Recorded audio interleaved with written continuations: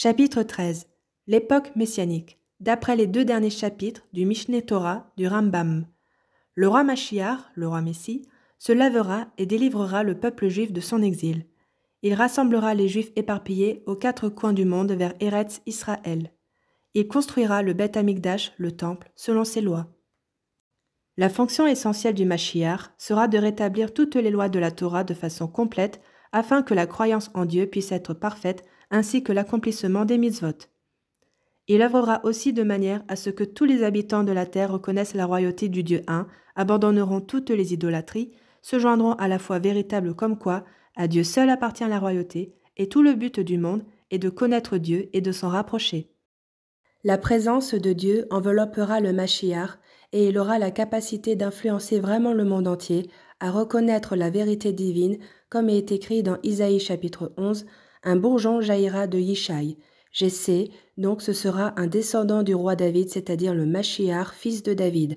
Il reposera sur lui un souffle divin, un esprit de sagesse, de discernement, un esprit de conseil et de puissance, un esprit de connaissance et de crainte de Dieu. Il jugera avec équité les pauvres et reprochera avec justesse les opprimés de la terre. Il frappera la terre avec les paroles de sa bouche et mettra à mort les méchants par le souffle de ses lèvres.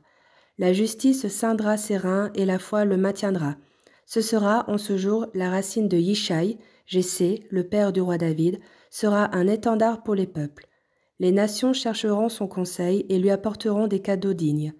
Un autre prophète a annoncé, dans Tsephania, Sophonie chapitre 3 verset 9, « Alors je changerai les peuples qui parleront une langue claire et invoqueront tout le nom de Dieu. » C'est-à-dire que tous les peuples reconnaîtront d'une façon nette l'existence de Dieu, voudront ardemment invoquer seulement le nom de Dieu et ne croiront plus dans aucune autre divinité. Tous les peuples se rendront à Jérusalem, dans l'endroit du Beth Amikdash, le temple, où sera le Mashiach, afin d'apprendre de lui comment servir Dieu, comme il est écrit dans Isaïe chapitre 2, « À la fin des temps, la montagne de la maison de Dieu sera fermement établie au sommet des montagnes et plus haut que les collines. Tous les peuples se dirigeront vers elle. De nombreux peuples viendront et diront, « Venez et montons vers la montagne de Dieu, vers la maison du Dieu de Yaakov. Il nous enseignera ses voies et nous marcherons suivant elle, car depuis Sion jaillira la Torah et la parole de Dieu depuis Jérusalem. Le Mashiach établira la justice entre les peuples et adressera des reproches à de nombreux peuples. Ils transformeront leurs épées en socs de charrues et leurs javelots en outils. Un peuple ne lèvera plus l'épée sur un autre et n'apprendront plus la guerre. » Bien que les prophètes aient insisté que le Mashiach accomplira des merveilles et des prophéties afin d'authentifier sa parole, ce n'est pas le but essentiel de sa venue. Sa fonction principale sera de dévoiler la vérité de la connaissance de Dieu afin qu'on accomplisse de façon parfaite ses lois.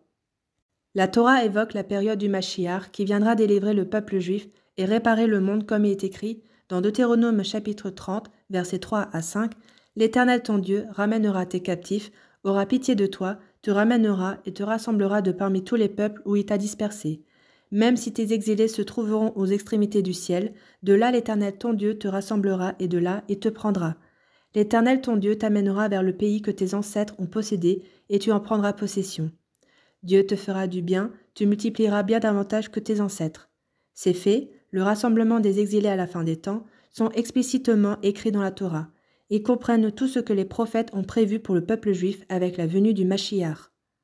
Même Bilam a prophétisé à propos du Mashiach, comme il est écrit dans Nombre chapitre 24, versets 17 et 18, « Je le vois, mais pas maintenant. Je l'aperçois, mais il n'est pas proche.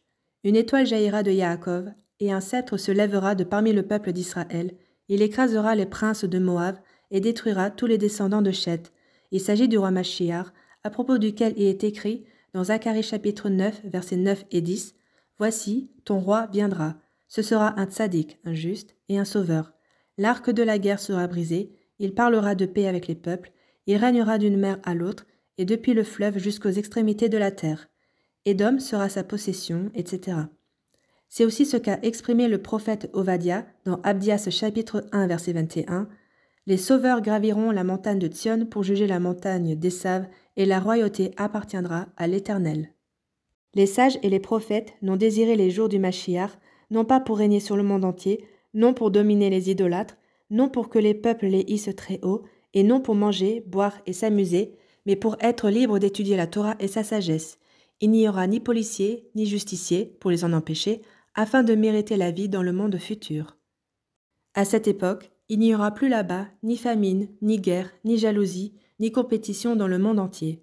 Car le bien sera abondant et tous les délices seront disponibles comme la poussière. L'occupation du monde entier ne sera que de connaître l'Éternel, et c'est pourquoi le peuple juif sera composé de grands sages qui connaîtront les choses cachées, qui comprendront la connaissance de leur Créateur selon la force de l'homme, comme il est écrit dans Isaïe chapitre 11 verset 9. Ils ne feront plus de mal, et ils ne détruiront plus sur toute ma montagne sainte, car la terre sera remplie de la connaissance de Dieu, comme l'eau recouvre la mer. Nous arrivons à la fin de la lecture du livret 80 décrets de Rav Moshe Weiner. Merci de m'avoir accompagné tout au long de ce voyage d'études et de réflexion. J'espère que ces enseignements vous auront beaucoup apporté. N'hésitez pas à partager ces podcasts autour de vous pour diffuser ces précieux enseignements. À bientôt pour de nouveaux contenus. Qu'Akadosh Baruch Hu vous bénisse.